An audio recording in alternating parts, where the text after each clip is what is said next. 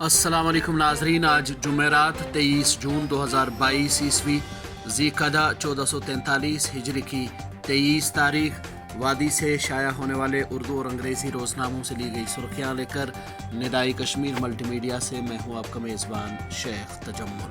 ناظرین، گزشتہ دنوں وادی میں ہونے والی شدید بارشوں کے نتیجے میں وادی کے کئی علاقوں میں سیلابی صورتحال پیدا ہوئی، جبکہ ندی نالوں اور دریاؤں میں سطح آب خطرے کے نشان سے بھی اوپر چلی گئی۔ اس حوالے سے خبر کو سبھی اخبارات نے پہلے صفحے پر شہ سرخی کے بطور شائع کیا ہے۔ روزنامہ کشمیر عظمیٰ لکھتا ہے، جموں کشمیر کے ندی نالوں میں طغیانی سے سیلابی صورتحال پیدا، سنگم، پامپور اور رام منشی باغ میں خطرے کا نشان عبور۔ آج دوپہر بعد پانی میں کمی آنے کی امید۔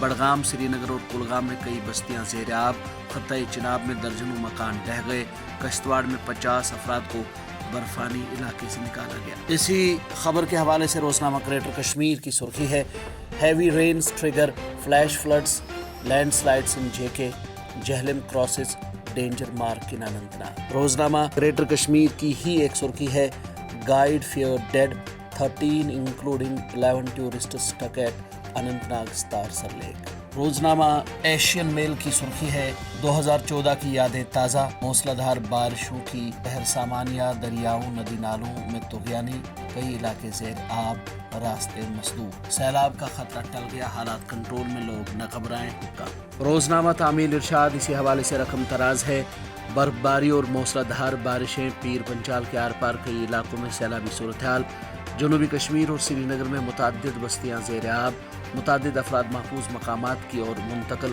کئی رہائشی مکانوں، دیگر تعمیراتی ڈھانچوں، پلوں، سڑکوں، درختوں اور فصلوں کو نقصان۔ روزنامہ تعمیل ارشاد کی ہی سرخی ہے، پہلگام کے تارسر جھیل اور سنتھن ٹاپ میں پھنسے 39 سیاحوں کو بچا لیا گیا، ایک سیاح اور ٹورسٹ گائیڈ لقمہ اجل، دونوں تارسر جھیل میں ڈوب گئے، اندھیرے کے پیش نظر بچاؤ آپریشن معطل۔ روزنامہ سری نگر ٹائمز کی سرخی ہے، جہلم میں پانی کی سطح میں اضافہ لیکن خطرے کے نشان سے نیچے، لبالب ندی نالوں کا پانی رہائشی مکانوں میں داخل، سری نگر کی گلیاں زیر آب، ہائی وے پر ہزاروں گاڑیاں درماندہ، مسافر فکر مند۔ وادی کشمیر کے پہاڑوں پر برف باری، افروٹ میں 1 فٹ برف ریکارڈ، شیش ناگ میں بھی برف کی پرت بچھی۔ یہ سرخی ہے روزنامہ آفتاب کی۔ افغانستان میں 6.1 شدت کا تباہ کن شبانہ زلزلہ، 1000 ہلاکتیں، سینکڑوں افراد زخمی، امدادی کارروائیاں جاری۔ یہ سرخی ہے روزنامہ ایشین میل کی۔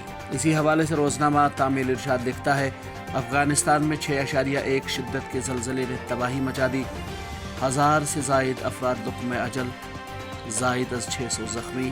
کورونا متاثرین میں اچانک اضافہ، تیسرے دن بھی 1 فوت، 40 مثبت۔ یہ خبر شائع کی ہے روزنامہ کشمیر عظمیٰ نے۔ اسی اخبار کی ایک اور سرخی ہے، بڑگام میں بادل پھٹنے سے 52 بیڑے، 8 گھوڑے، 5 گائیں ہلاک۔ روزنامہ ایشین میل کی سرخی ہے، لیفٹیننٹ گورنر نے جموں کشمیر میں اپنی نوعیت کی پہلی روئنگ چیمپئن شپ کا افتتاح کیا۔